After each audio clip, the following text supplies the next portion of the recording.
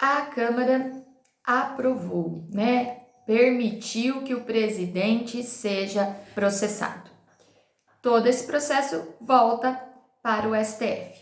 O STF precisa receber a denúncia. Então não basta somente uma mera tramitação, ele precisa receber. Mesmo que a Câmara ela autorize, quem vai entender se existe condição para um processamento do presidente é o STF.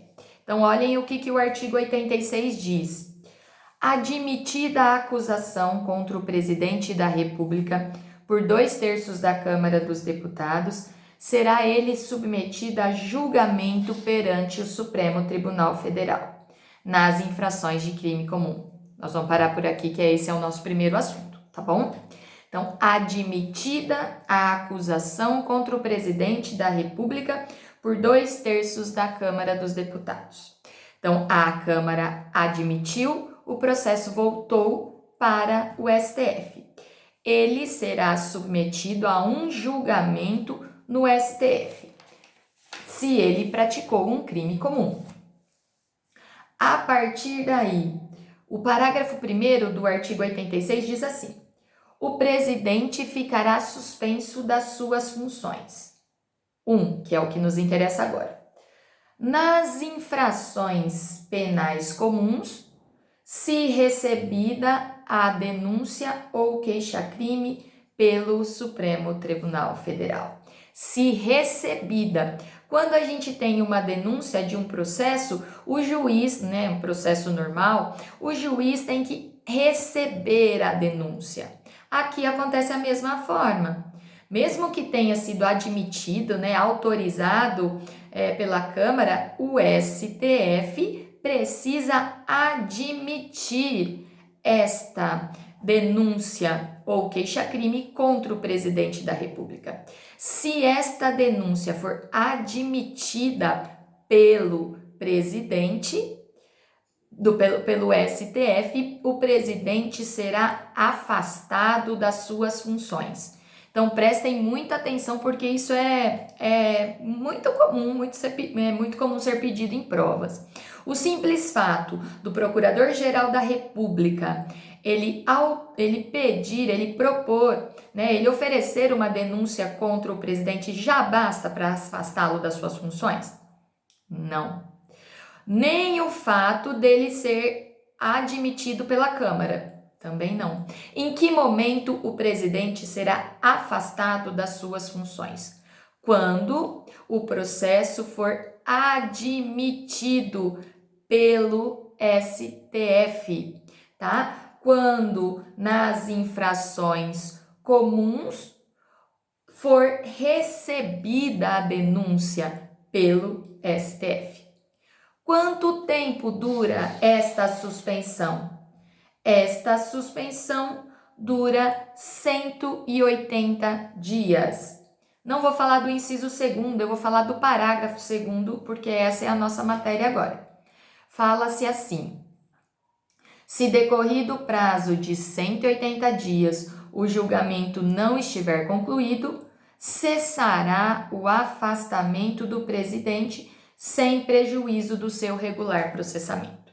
Então, o presidente, no caso de recebimento da denúncia ou queixa-crime pelo STF, o presidente é afastado das suas funções pelo prazo máximo de 180 dias. Se em 180 dias não houve o julgamento, o encerramento deste processo, o presidente retorna às suas funções, mas o processo segue. Se o presidente for condenado, se o presidente da República for condenado, o que acontece? Ele perde o cargo, é uma das consequências, a perda do cargo. Ele vai cumprir a pena,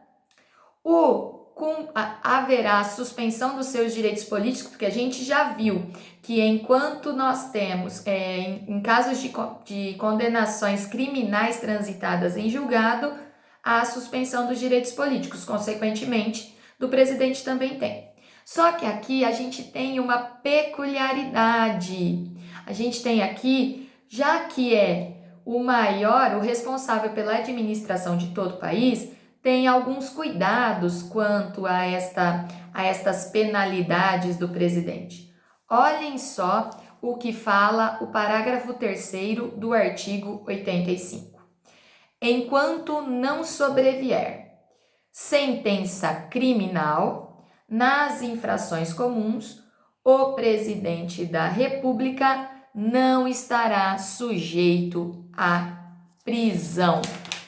Presidente não pode ser preso enquanto não tivermos uma sentença penal condenatória. E aqui eu abro até um parêntese para vocês que em alguns casos, e já se decidiu dessa forma, o STF já decidiu dessa forma também, a questão desta sentença penal condenatória transitada em julgado, tá? Então, alguns entendem que só poderia ser preso após o trânsito em julgado. Mas hoje nós temos aí aquela questão em que envolva também penas em segunda instância. Então, nós temos aí uma série de situações que podem vir a serem questionadas. Mas a Constituição diz que o presidente ele não pode ser preso enquanto não sobrevier sentença penal condenatória.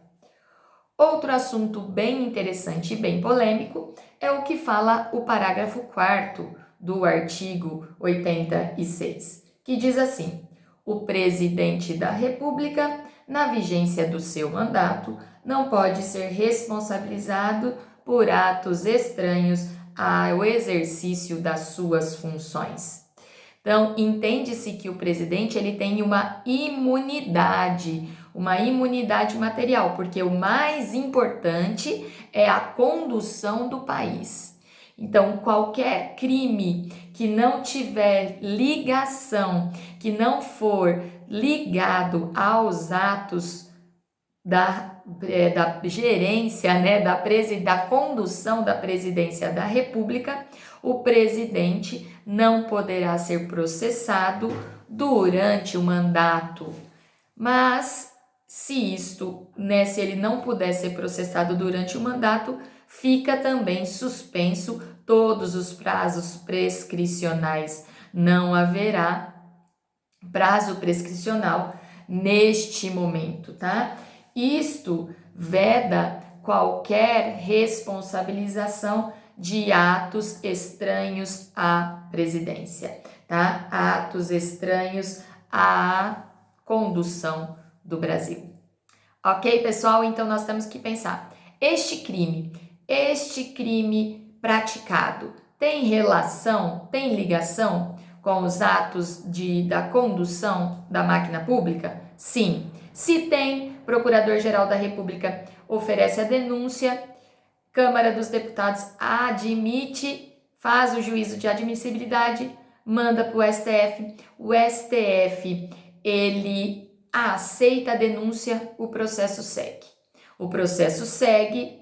Este presidente, nos 180 dias, ele é afastado. Se já tivermos uma sentença nesses 180 dias, ele já tendo a sentença de absolvição, ele volta para o cargo. Se for de condenação, esta sentença condenatória, ela vai ser, depois de proferida, dependendo a linha de raciocínio que você tem, depois de proferida, o presidente perderá o cargo e poderá ser preso. Certo, pessoal? Espero que tenham entendido. Em sala de aula a gente explica mais um pouquinho sobre crime comum.